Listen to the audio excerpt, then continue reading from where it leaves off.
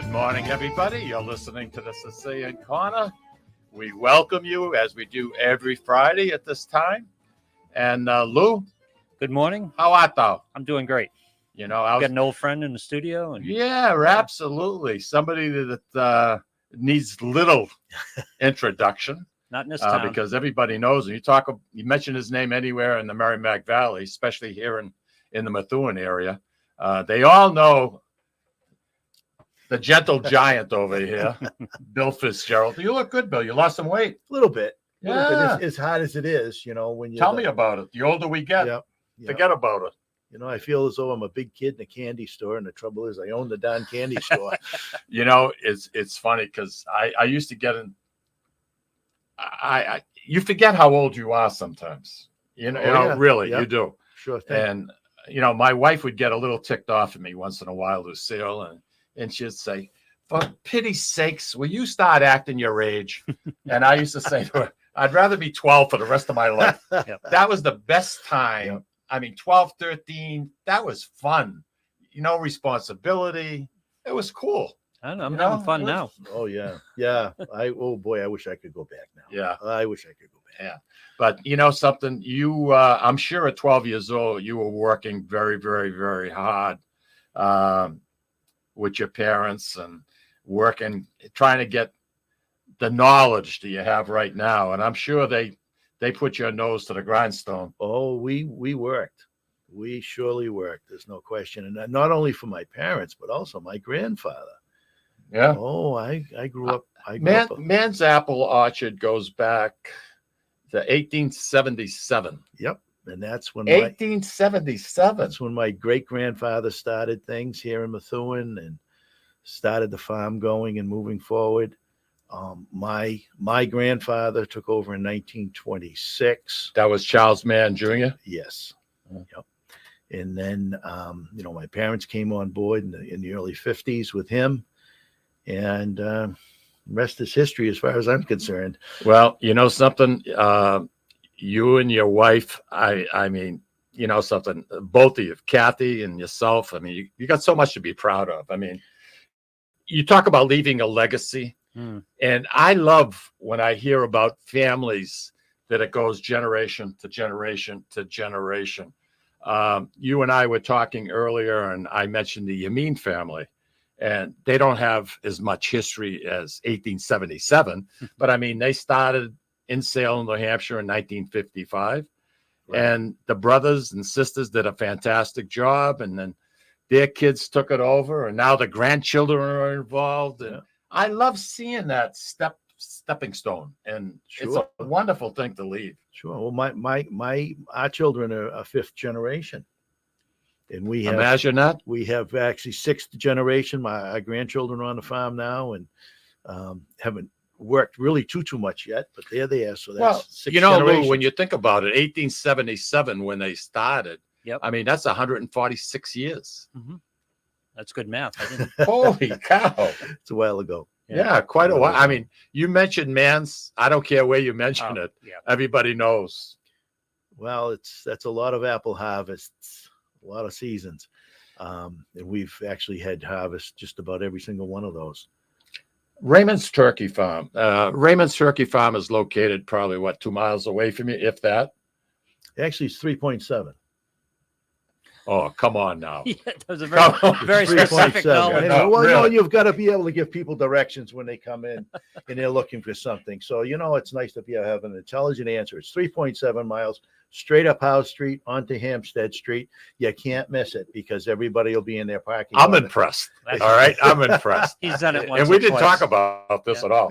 How many years is Raymond's been a turkey farm? Do you know? Boy, they started in the early 50s as well.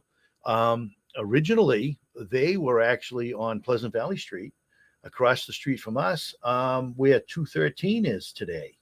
And I didn't know that. The late 50s, they had to make a move as 213 was coming through, and they went up to Hampstead Street to the former Findell Farm, and bought that in the late 50s, and they've been up there ever since, and just created that wonderful business that's up there now. You know, there are destinations in the Merrimack Valley, and You Well, and the turkey farm, they're two. Yep, They're absolutely. two of them. you know, it's And funny. People just love it. It's funny. There isn't a Thanksgiving that goes by that a customer doesn't come in and say, "Well, listen, I'm here to pick up my 24-pound turkey," and you'll look at this more often than not. You'll look at this gentleman and say, "I think you probably mean you need to go to Raymond's." Oh no, my wife ordered it here. Of course, now it's nice because he can just get on his cell phone and straighten things out. Look at you, say, "Yeah, you were right." Now, how do I get to Raymond's? Well, it's 3.7 miles up that road. So, yeah, no, it's nice to have that type of history in Methuen. There's no question. I love it when it's keeps going, stays in the same family. Yeah. That's very important. To me, I just love hearing stuff like that. I love it's more than the apples. It's like you guys have been community service for so long. There's so many events there. I mean, you guys have police. We've done a police presence during the holiday season, so Yeah. people can get in and out of your Yeah. place. We bring the police on a couple days before Thanksgiving, just to help people park in the parking lot. It just gets so tight. In the past, years ago, we tried to actually park customers ourselves, and I was out there, I think myself, one day for about 15 minutes, and I found out, something. People can say what they want about these police officers and traffic details and things like that, but let me tell you, they're worth every penny when they come for Thanksgiving to take care of the parking lot for us. No question. The city of Methuen, I gather, and my observations, and I'm not 100% sure, but for businesses, they favor businesses to start up and encourage business as much as possible, I would imagine. I think the city's very cautious as to what they do to encourage business. I think that they want what Methuen tries to do is to encourage the right types of businesses, the right mixes. A fit. What's going to fit, what's going to work profitably. Let's make sure businesses come and that everybody can be successful. When somebody new shows up or something new happens. Of course, I think that in this day and age that it's not simple to start business. It's not simple to create another business or another location, something like that. A lot of hoops you need to jump through, but I think that's the way it is in most towns, most cities and towns. All I know is Methuen's been great to us. Something. I'm sure you've been great to Methuen too. You do a lot of fundraising. Anything that needs to get done, it seems to run through your business. Well, you're very generous. Your family is very generous. I've always been kind of a promoter of our situation in that, we can help out a number of different organizations, fundraisers, and things like that. But when you look at something that happens and in the work that goes into some of these events and things like that, we get just to kind of tag along and maybe do some donating or do some kind of something to help. But the people that do these events and run these things, they're the ones that do all the work. So we kind of get to tag along, and we get a lot of praise for it and things like that. But the people that do these things are the ones that really should get the praise and whatnot. Well, it goes a long way. I mean, I see it firsthand at the St. Delphio Society, Louis. We'd put Christmas baskets together and Thanksgiving baskets, and more than likely, Bill would see me walk in, and he knew it was going to cost him something, and he'd say, "How much? How many?" And something, it was so exciting. It's funny you did that to Jeff this morning. To put a nice gift certificate, for a pie or whatever the case might be, and that basket, and it went for people who don't have much. Yep, it means a lot. It means a lot. It's honestly, it's easy for us to do things like that. That's what we do. I've always said that we run that business. It's a 7-day-a-week business. We don't have, as a family, a lot of time to, volunteer for a lot of these things. So we can do it indirectly. We can do it indirectly by helping out when we're called upon to help out. And I think that makes it work for everybody. What should people know right now with Thanksgiving approaching quickly, and anticipation? what would you recommend? I want to ask you, can your pies be frozen? Absolutely. Really? Absolutely. We have people that come in early. They beat the rush all the time. All you have to do is walk up to the bakery counter, tell the girls behind the counter what you would like to do, what kind of pies. They will give you a freezer bag with the directions on it for I didn't the know different that. types of pies. The cream pies that we have right now that we aren't able to offer for Thanksgiving can't be frozen. But all the other pies can be frozen, warmed up. It just makes things simple. As long as you have that freezer space at home, it makes things simple and easy. I didn't know pies could be frozen, to be honest sure. with you. Oh, sure. I mean, that's cool. Yeah. So at Mann's right now, you have bags that you would put the apple pie in and the instructions on how to freeze it? And how to warm it up or how to thaw it out. Yep. It's just a very simple plastic bag. You take the pie home in the plastic bag in the freezer. You bring it out, warm it up, cook it, heat it. That beats waiting in line. Wow. And plus the house is going to smell wonderful. But I have to say that, and one of the reasons why we do not take orders for pies at Thanksgiving is because we are so very busy. We've after 60, this is our 68th Thanksgiving that we've been selling pies. We've built such a trade that to take orders for them would be next to impossible.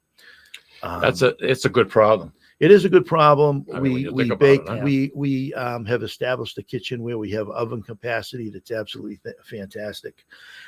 We can bake many hundreds of pies an hour. Can you really? Oh, absolutely.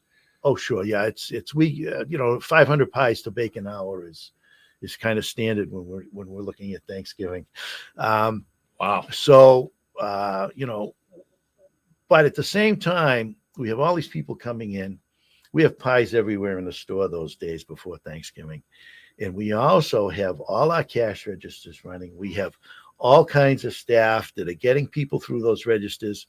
And one of the comments we hear year after year is, I can't believe I got my 4 pies and it only took me a few minutes and I was out and I got to go somewhere else. There was no problem. Well, doors in, doors out. I mean, the way it's set up. Yep. And we really, we pride ourselves in the fact that we try to make it as easy as we possibly can for people to come in and grab all the pies that they want and head on their way without a lot of problems. All right, I don't want any family secrets or secret recipes or anything, but what's the secret to a great apple pie?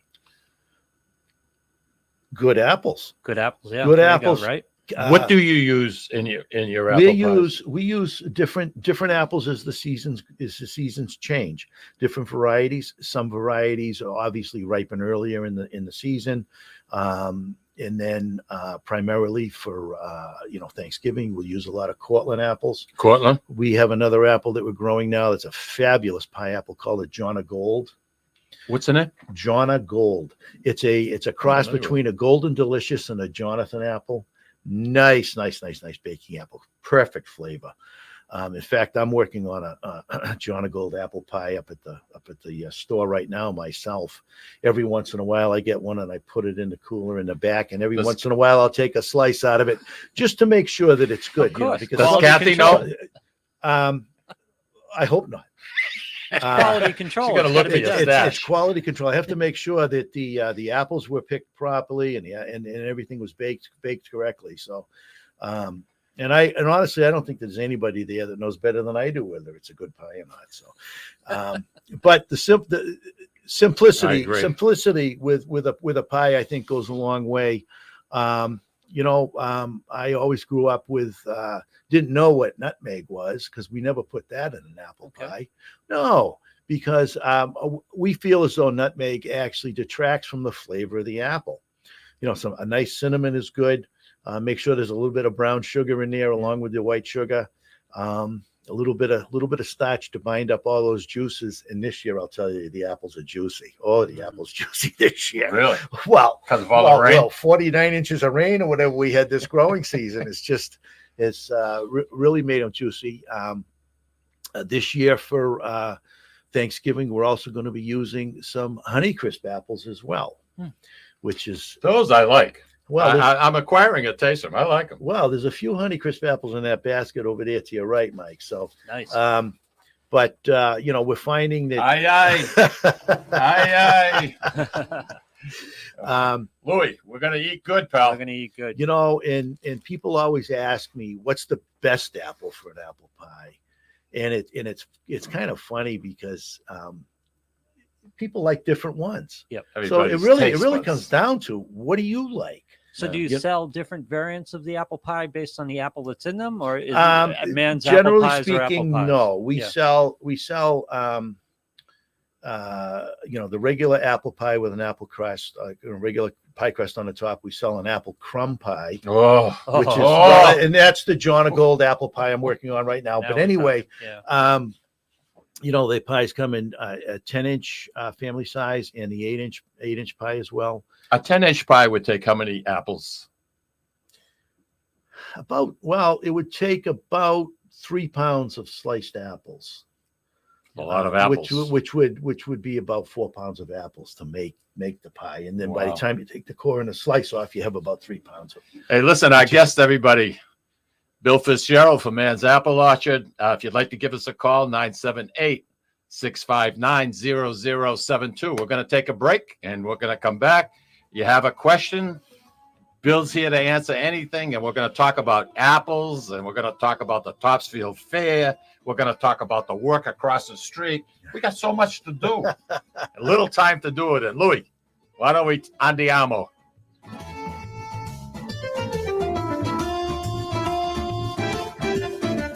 Ciao, this is Esther of You, Me, and Sicily. I want to talk to you about Tommy Amin and the great staff at Butcher Boy Market. Families, foodies, and home chefs come together at Butcher Boy to talk good food and create traditions.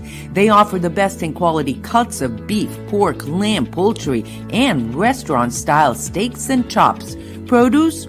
All of their produce is hand-selected to complement any meal or even to make it your main course. Their deli serves fresh roast beef, turkey, and beautiful imported Italian cold cuts, cheeses, and antipasto. And don't forget the Butcher Boy Bakery, featuring sweet delectables from all over the state, as well as their very own bakery. That's Butcher Boy, where the secret to a great steak is, of course, the steak.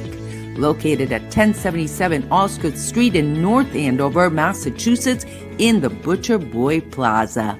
Ciao! This is David from the Sicilian Corner. You know, Mike, Tom, and I love to go to Salisbury Beach, but we love different things and can never agree where to go. Tom likes the casual family-style dining with the great Italian cuisine, Capri's seaside Italian kitchen and pizzeria. Me? I love the elegant romantic vibe Sea Glass with the amazing view and terrific menu, with prices that make it the place you want to visit each and every week. Mike loves a drink in his hand and a cool ocean breeze right off the surf and the rhythms of a cooler reggae band. We all know Mike loves Bob Marley tunes at Surfside. Who doesn't love a great show? National acts, comedy, regional favorites, and the beautiful and intimate Blue Ocean Concert Hall. Lucky for us, Atlantic Hospitality is the host of all of these great places, and they treat everyone like they are Mike Lomazzo. Best of all, we never have to choose. Park the car once and all this fun is right at your fingertips. You can have it all in the heart of Salisbury Beach. Find out all the ways you can have a great night at Salisbury Beach at northshorepavilion.com. And Mike, Tom, and I will see you there. This is Tom Zappala. Located in the heart of downtown Haverhill, the Haverhill Beef Company is a full-service, old-fashioned butcher shop and meat market that continues to be a valued family tradition since 1952.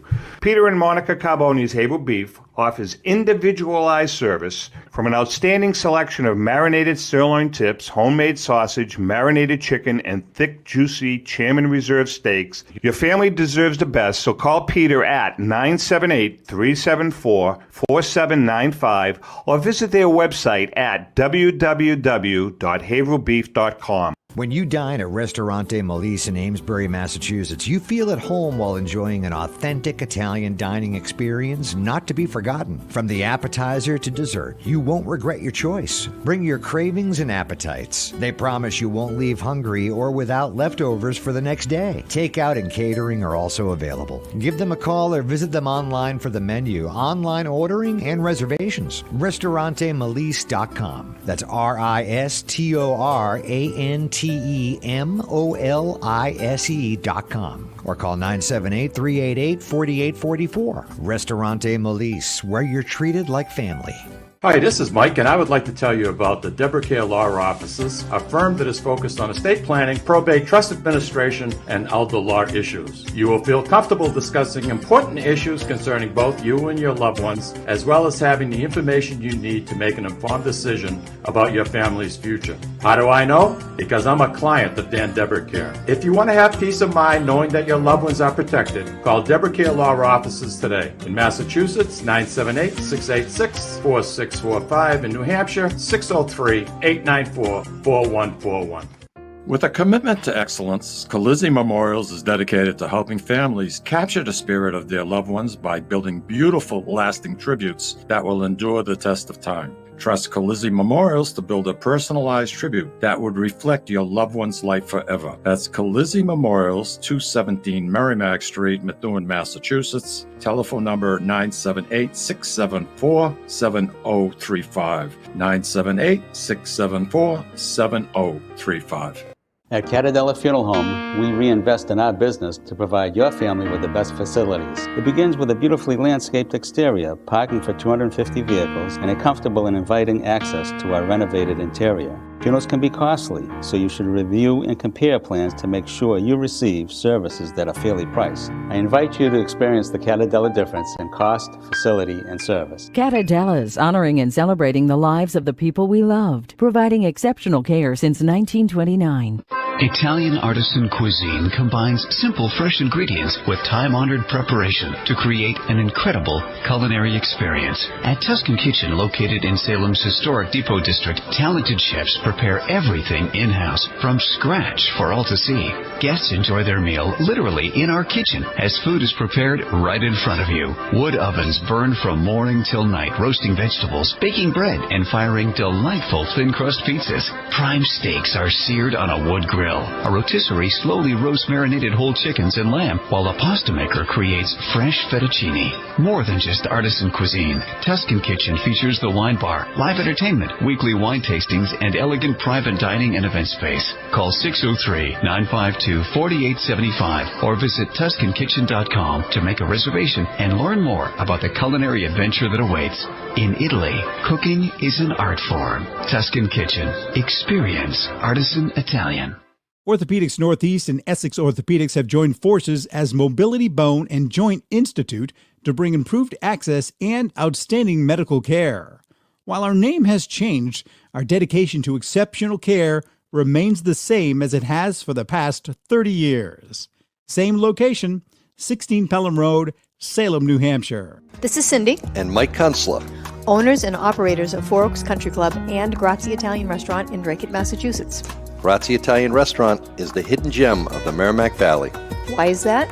We have an incredible chef, Oscar Figueroa. In the words of local famous chef and restaurant owner Lydia Shire, Oscar thrives on hard work. He is capable and gifted. No one makes better food. Scallops seared to perfection. House-made ravioli with farm-fresh local corn. And buttery tender Lazy Man's lobster, just to name a few. You have to come experience Grazie Italian Restaurant for yourself. Grazie Italian Restaurant, located at Four Oaks Country Club, 80 Meadow Creek Drive in Drake, Massachusetts. Hope to see you soon. Welcome back, everybody. You're listening to the Sicilian Corner. Thank you for joining Lou and myself. And our in-studio guest this week is Bill Fitzgerald from Mann's Apple Orchard. And just saying it brings a smile to my face because I just love the smile in it. We walk in, it just baked goods. There's something about it. I'm still Speaking working about on baked crumb goods, apple pie. I heard a story. Your mom is the one, Ruth, Yes. She was the Yep. one that started doing the baked pies. She started making the apple pies in August of 1956. Yep. My father had a 55 Buick Roadmaster. I think must have weighed about 8,000 pounds. They could go through anything. But there was something I read. I believe it was on your website. The reason she started selling pies was to save enough money to be able to buy her son Bill a bed. Well, actually, what it really was I came along. Now the story behind I came along in June of '56, and by August I needed to get out of that little thing that the little babies, whatever that's called, and so I needed to go up into where my brother slept. My brother actually needed a bed, a little bit older than me, so. It was kind of my fault that I was moving my brother along. And my mother thought, this is going to be something. I really want to stay home here and raise these kids and, be close to home, be close, with my husband and everything like that. And her parents, of course, lived on the orchard too at the time. And so that just started. And so that's a true story. That's a true story. And it all started from there. So I don't know if I don't know if it's all my fault or not, but we'll blame you. That's kind of how it started. How much of the original orchard is remaining, or is this like an Eastern Yellowstone type of situation? They moved the highway in there and they moved the mall in there. Oh, things have changed. Let's face it, things have changed as the years have gone on. There's no question. Well, actually, the home, what I call the home farm now, there's 32 acres left of the home farm. And of course, what we've done here in 2017 is we've bought 70 acres of land, farmland here on Merrimack Street in Methuen. That's right across the street from us. Yep, the former Simone farm. And before that, it was the Bagazy farm. Yeah, here I in remember Methuen. that. Yeah. right, And so it was actually it was a combination of both the original Simone farms and Bagazy farms as well. For a total of about 70 acres. And, so we actually have more land now. We're growing more apples now than we ever have. Nice. Yep. Terrific. Yep. Terrific. You said to me a few years ago, and we were involved with the Bruce Arnold Scholarship Drive, and it was a pleasure working with you and Lenore And you as well. Jeff Thank you. Shank and Thank you. and You the as rest well. of the crew. In 3 years, it was amazing what we accomplished. Thanks in large part to all the facilities that you would lend us, and it worked out absolutely perfect. And just to keep Bruce's name active out there, and I think back, and it always brings a smile to my face. But you said to me one night, we were waiting before starting a meeting, your one goal in life was to own 100 acres of land. And he says, I can sleep comfortably because I own 100 acres of land. Nice. 100 acres of land in Methuen. So I think that's pretty good. I think it's quite an accomplishment for the family. There's no question. And I do after 6 growing seasons now down on the river, what we call Mann Orchards Riverside Farm, the land is absolutely magnificent. Oh, that down by the river. It is just, you can see why back in the day when the previous owners, the Simones or the Bagazis, they used to grow and ship trailer loads of produce off those farms a day. The land is that rich. Absolutely fantastic. Is it because the river floods? No, it's because I think it's because of the makeup of the soil. Okay.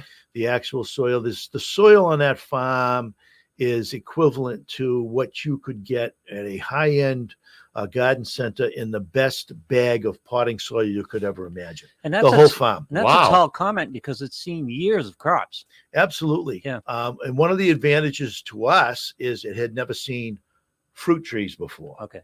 Which is really an advantage when you establish a new orchard like we did. But the makeup of the soil is just absolutely fantastic for crops. And it doesn't matter whether it's a fruit tree or it's lettuce or peppers or tomatoes or something like that they form former owners, grew. Are they constructing Christmas Drive over there now? Because we Yes, look forward to the lights yes, every year. Yep. The holiday celebration of Yeah. lights is going up now. We'll start the day after Thanksgiving. And last year we had a great number of people go through and enjoy it.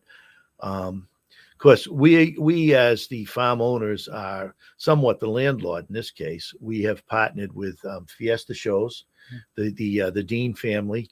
That They're one of the biggest ones left. in this area, yes, yeah. they are. Yep. They do the Midway and all the rides and everything down at the Topsfield Fair. And I'll tell you, they did a fabulous job last year. Nice people to deal with too. Very nice people to deal with. Even our neighbors were happy with us. They thought it was great that they had all these holiday lights in their backyards We love it. and things We like love that. it. You just get out of work Yep. every night, and it's Yep. like just a show over It's there. festive. Yeah, it's great. festive. And But I'll tell you, Bill, just looking at Mann's Apple Orchard here in Pleasant Valley Street, and you're in a residential area. There's a lot of houses that border you. Yep. And I'll tell you, you want to pick a neighbor, an apple orchard isn't a bad deal. No, it's not. No, it's not. That's pretty sweet. It's there's just normal farm activity going on and things like that. And you're hands-on. You really are. You're not one to sit in the office and smoke a cigar. No, actually, I'm kind of lucky because one of my sons, Nice Joshua, sneaking apple pies. That's what Jo- you're doing. well, a that's that's just because I've been around for so long and I know a good one. But my son Joshua enjoys the outside part of the business, the farming part, the agricultural part. All the heavy equipment that we have to have and all that. And then my son Matthew is the inside person.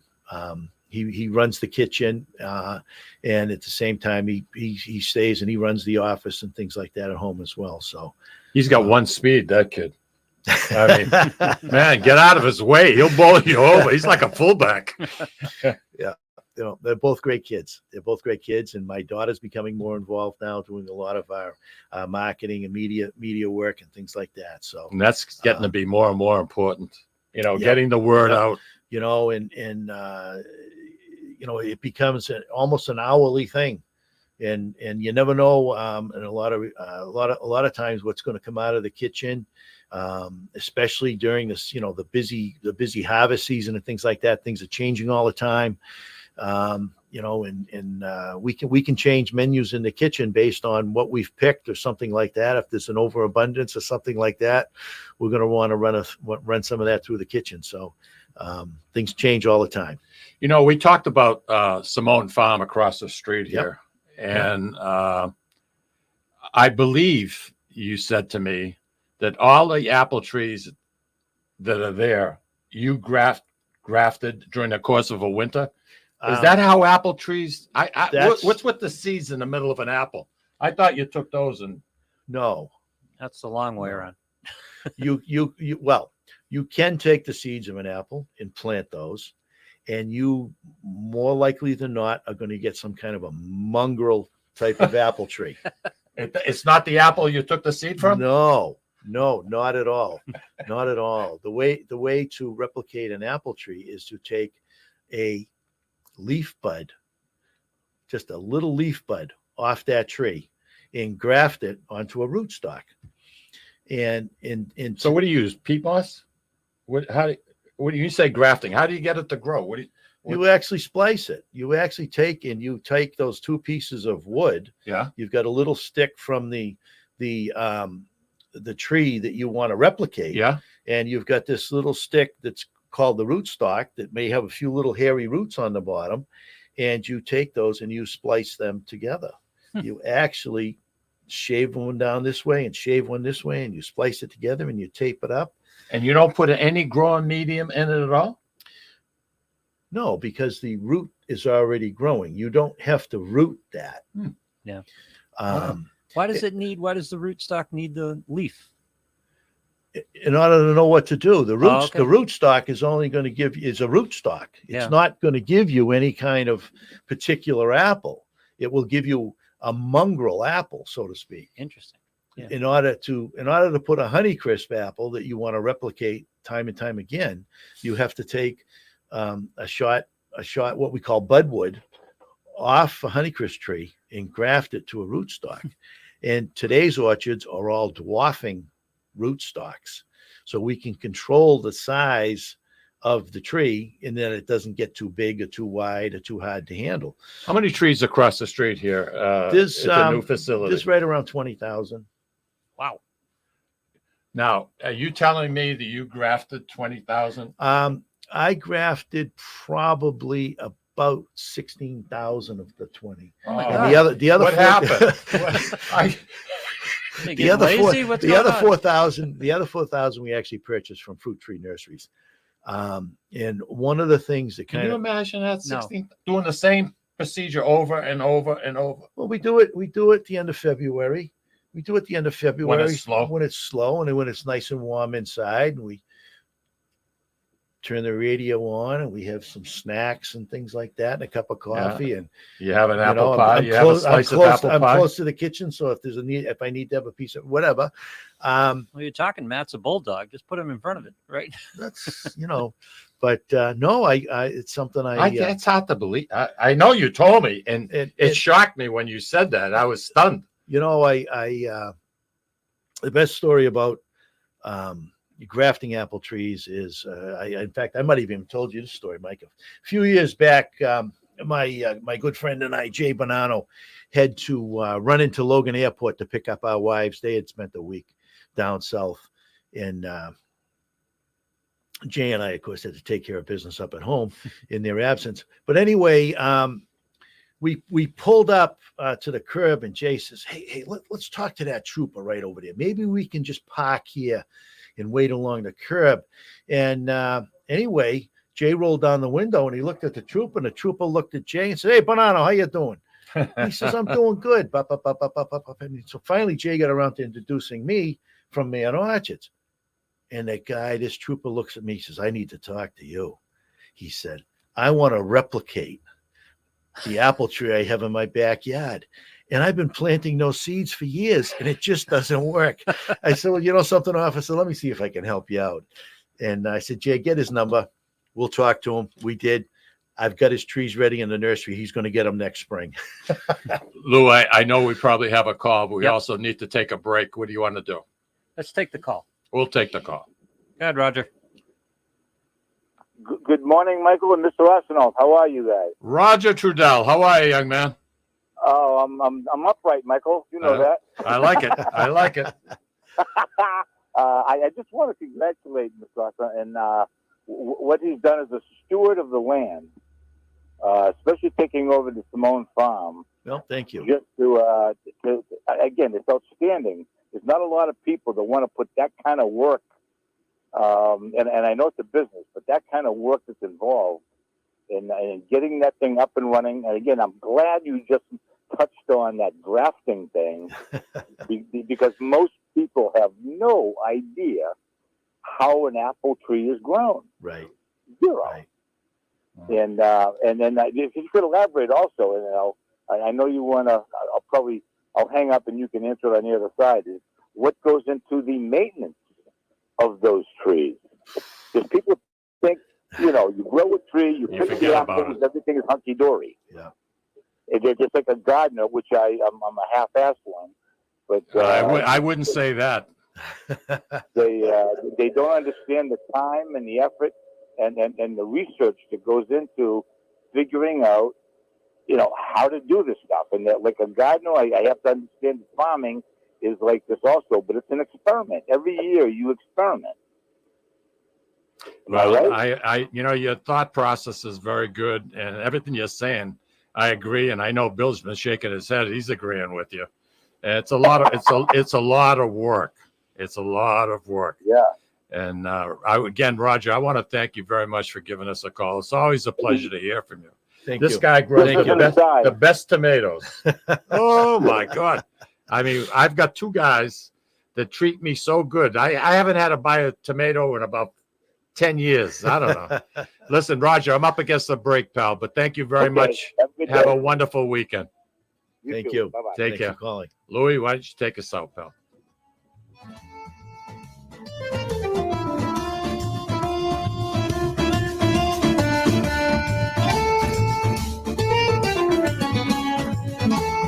Ciao, this is Esther of You, Me, and Sicily. I want to talk to you about Tommy Amin and the great staff at Butcher Boy Market. Families, foodies, and home chefs come together at Butcher Boy to talk good food and create traditions. They offer the best in quality cuts of beef, pork, lamb, poultry, and restaurant-style steaks and chops. Produce?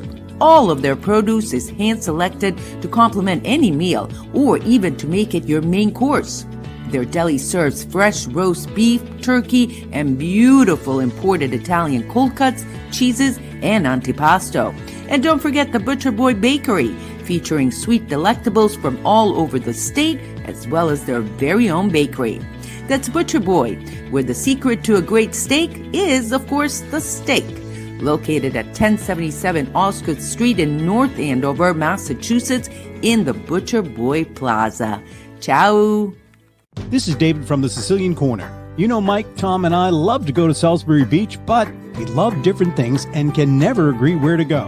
Tom likes the casual family-style dining with the great Italian cuisine, Capri's Seaside Italian Kitchen and Pizzeria. Me? I love the elegant romantic vibe Sea Glass with the amazing view and terrific menu, with prices that make it the place you want to visit each and every week. Mike loves a drink in his hand and a cool ocean breeze right off the surf and the rhythms of a cooler reggae band. We all know Mike loves Bob Marley tunes at Surfside. Who doesn't love a great show? National acts, comedy, regional favorites, and the beautiful and intimate Blue Ocean Concert Hall. Lucky for us, Atlantic Hospitality is the host of all of these great places, and they treat everyone like they are Mike Lomazzo. Best of all, we never have to choose. Park the car once and all this fun is right at your fingertips. You can have it all in the heart of Salisbury Beach. Find out all the ways you can have a great night at Salisbury Beach at northshorepavilion.com. And Mike, Tom, and I will see you there. This is Tom Zappala. Located in the heart of downtown Haverhill, the Haverhill Beef Company is a full-service, old-fashioned butcher shop and meat market that continues to be a valued family tradition since 1952. Peter and Monica Carboni's Haverhill Beef offers individualized service from an outstanding selection of marinated sirloin tips, homemade sausage, marinated chicken, and thick, juicy Chairman Reserve steaks. Your family deserves the best, so call Peter at 978-374-4795 or visit their website at www.haverhillbeef.com. Sisters and co-owners Antoinetta and Elisa brought their family authentic Italian recipes from Molise, Italy, and a warm and welcoming dining experience to its customers at Ristorante Molise. The combination of their meals made from natural, homemade, fresh ingredients, and your time with family and friends together at dinner time is unmatched. Located in Market Square in the heart of Amesbury, they're open for dinner Tuesday through Sunday from 3 to 9 p.m. and are available for private parties during off hours. For reservations, call them at 978-388-4844. That's 978-388-4844. Hi, this is Mike, and I would like to tell you about the Deborah Care Law Offices, a firm that is focused on estate planning, probate, trust administration, and elder law issues. You will feel comfortable discussing important issues concerning both you and your loved ones, as well as having the information you need to make an informed decision about your family's future. How do I know? Because I'm a client of Dan Deborah Care. If you want to have peace of mind knowing that your loved ones are protected, call Deborah Care Law Offices today. In Massachusetts, 978-686-4645. In New Hampshire, 603-894-4141. With a commitment to excellence, Colizzi Memorials is dedicated to helping families capture the spirit of their loved ones by building beautiful, lasting tributes that will endure the test of time. Trust Colizzi Memorials to build a personalized tribute that would reflect your loved one's life forever. That's Colizzi Memorials, 217 Merrimack Street, Methuen, Massachusetts. Telephone number 978-674-7035. 978-674-7035. At Catadella Funeral Home, we reinvest in our business to provide your family with the best facilities. It begins with a beautifully landscaped exterior, parking for 250 vehicles, and a comfortable and inviting access to our renovated interior. Funerals can be costly, so you should review and compare plans to make sure you receive services that are fairly priced. I invite you to experience the Catadella difference in cost, facility, and service. Catadella's honoring and celebrating the lives of the people we loved, providing exceptional care since 1929.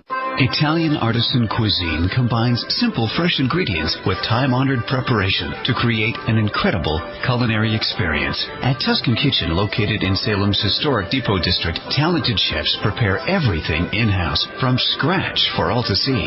Guests enjoy their meal literally in our kitchen as food is prepared right in front of you. Wood ovens burn from morning till night, roasting vegetables, baking bread, and firing delightful thin-crust pizzas. Prime steaks are seared on a wood grill. A rotisserie slowly roasts marinated whole chickens and lamb, while a pasta maker creates fresh fettuccine. More than just artisan cuisine, Tuscan Kitchen features the wine bar, live entertainment, weekly wine tastings, and elegant private dining and event space. Call 603-952-4875 or visit TuscanKitchen.com to make a reservation and learn more about the culinary adventure that awaits. In Italy, cooking is an art form. Tuscan Kitchen. Experience artisan Italian. Orthopedics Northeast and Essex Orthopedics have joined forces as Mobility Bone and Joint Institute to bring improved access and outstanding medical care. While our name has changed, our dedication to exceptional care remains the same as it has for the past 30 years. Same location, 16 Pelham Road, Salem, New Hampshire. This is Cindy, And Mike Kunstler. owners and operators of Four Oaks Country Club and Grazie Italian Restaurant in Drake, Massachusetts. Grazie Italian Restaurant is the hidden gem of the Merrimack Valley. Why is that? We have an incredible chef, Oscar Figueroa. In the words of local famous chef and restaurant owner Lydia Shire, Oscar thrives on hard work. he is capable and gifted. No one makes better food. Scallops, seared to perfection. House-made ravioli with farm-fresh local corn. And buttery, tender, lazy man's lobster, just to name a few. You have to come experience Grazie Italian Restaurant for yourself. Grazie Italian Restaurant, located at Four Oaks Country Club, 80 Meadow Creek Drive in Drake, Massachusetts. Hope to see you soon. All right, we are back. Bill Fitzgerald is sitting in the studio with us, and Louie's looking at all these apples over here. And you know something? All we need is a bag, and we'll split them right down the middle. I can't get the crumb apple pie out of my head. I think I'm Apple taking it pie right with out of the cream. parking lot Oh. when I get out today. Oh my gosh, Bill, I wanted to ask you maintenance on apple trees, like prior to warm weather coming again. Is there a lot of certain way to prune trees that? Oh, absolutely, absolutely, and especially now with these dwarfing trees, you know, one of the reasons behind the dwarfing tree is to keep it more easily managed and to simplify the pruning process and things like that. But still, with 20,000 trees, there's still a heck of a lot of work to do, and that's only down at the Riverside Farm. We still have the home farm to take care of as well. A lot of pruning up there and a lot of maintenance up there. You know, we even have to do things like paint the trunks of the trees with white latex paint to keep rabbits and voles away from them. You know that rabbits actually love to eat the bark on young apple trees. I didn't know that. Yep. Wow.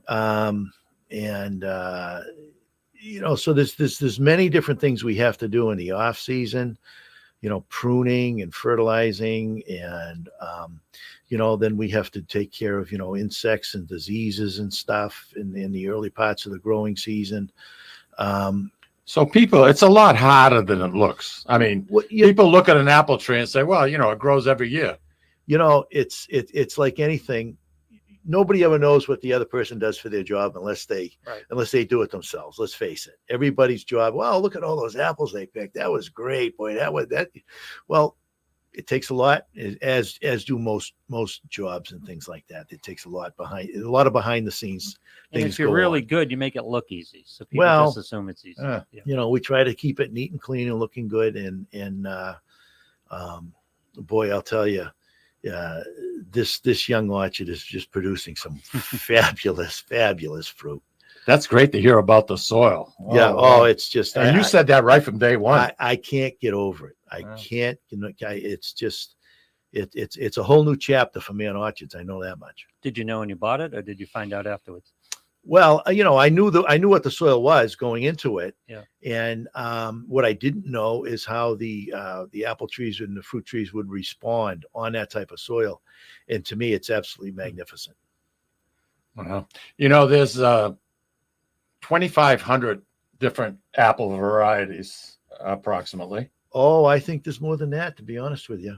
I think there's actually 20. I knew I was going to be in trouble when I think there's actually something like 2,500 to 3,000 strains of a red delicious apple. What? Different strains of the same apple. Holy cow. So I think you find out there's many thousands of varieties of apples through the years. It's what we're finding difficult is what's the best variety of apple to grow, and there's a lot of new varieties that have been introduced in the past few years. That the Honeycrisp, I planted the first Honeycrisp at Mann's back in 1994, which was some of the first ones to be planted in New England. Ever since that, we've had other new varieties come along. Just in that basket over to your right, Mike, there's some Honeycrisp, but there's also some Evercrisp apples. There's some that's a Honeycrisp. There's some Rosalie apples. There's some Ludacrisp apples. There's Ludacrisp. And Ludacrisp has got some Honeycrisp in it, and it's also connected with the Fuji as well as one of the parents. But also in there, you're going to find interesting down in the bottom of that basket. There's some apple pie. No, I didn't bring any apple pie. Jeez, if I had known Lou was going to be, I didn't know. Anyway, there's some golden russet apples, which are one of the oldest apples in America. Goes way back into the days of old when there were no refrigeration and things like that. The Pilgrims probably brought apples over with them on the boat, right? I don't have the exact history. Oh, but you know about the different varieties well, and the strains, but you don't know about the Pilgrims. Well, we go back to 1877, but anyway, actually, my grandmother always said that we had ancestry back to the Mayflower, and I can remember one cold, rainy, snowy, wet, damp day, and she told me the story, and I asked her, "Well, how come they didn't get back on a boat, go 1,000 miles south?" Yeah. Anyway. But no, we've got old apples. We grow Baldwin still. We've got this golden russet, which is a fabulous old time apple. And a new one is Rosalie, Ludacrisp, Honeycrisp, Evercrisp. So how did the Mann Fitzgerald name come to be? What's the connection, Bill? Well, it was Mann. My great grandfather Charles Mann started the farm and everything, and then back in the early 50s, my mother Ruth Mann married my father Don Fitzgerald. Okay. And I was just trying to figure out. So that's how the Fitzgerald came into it. Married into the Mann family, and it's well, you've got. It's amazing what you've accomplished. And I feel good because your lifelong dream of having 100 acres of land, you make. I want you to be happy. I'm. You know, there's no shortage of things to do of a day. Let me tell you that. One last question. Bees, pollination. Yes. How important? No bees, no apples. The wind and everything does. You bring in bees? Yeah, I was going to say. What we do is we actually have resident hives at both our farms. At the home farm, we have beehives that have been kept there year round for probably 25 years or so now. A beekeeper from Alton, New Hampshire, Ben Chadwick, takes care of our bees up at the home farm. And then down at the river farm, when we got the farm, there was already a beekeeper on site, a fellow out of Topsfield, Mass, Morris Mitchell. And Morris has probably 50 hives or so between our farm and the adjacent Bonanno Pleasant Valley Gardens farm as well. So we have plenty of honeybees at both farms, well taken care of by reputable beekeepers. That's excellent. Which is a whole nother thing. It's another profession to keep bees and to keep them healthy, especially these days. Yeah. And we sell honey from both these beekeepers, which is kind of nice to be able to sell that nice local honey and everything. So Bill, we got about a minute to go to the conclusion of our show. What would you like to say to our listening audience that are planning on making a trek to Mann's Apple Orchard? Well, we're open 7 days a week, 8 a.m. to 6 p.m., 8 to 5 on Sundays.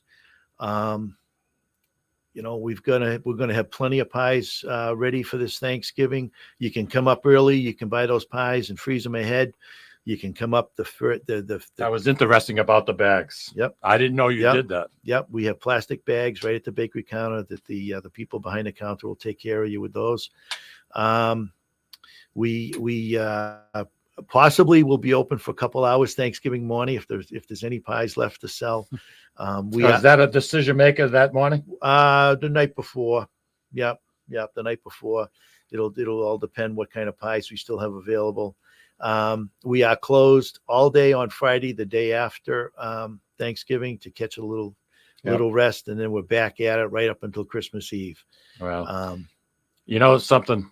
It's been a pleasure. Well, thank you very much. I know we mentioned Bruce Arnold earlier, and Bruce's memory in this building, no matter where. I know he's listening, and I know he's smiling. Bill, I hope so. Bill Fitzgerald, thank you very much, Mike. Thank you very much. I hope you can come back with us. I hope I can. Thank you. Thanks for having me. Take care. We'll be back next week, everybody. Dr. Richard Padova is going to be our guest in studio, so we hope you can join us. Have a wonderful weekend.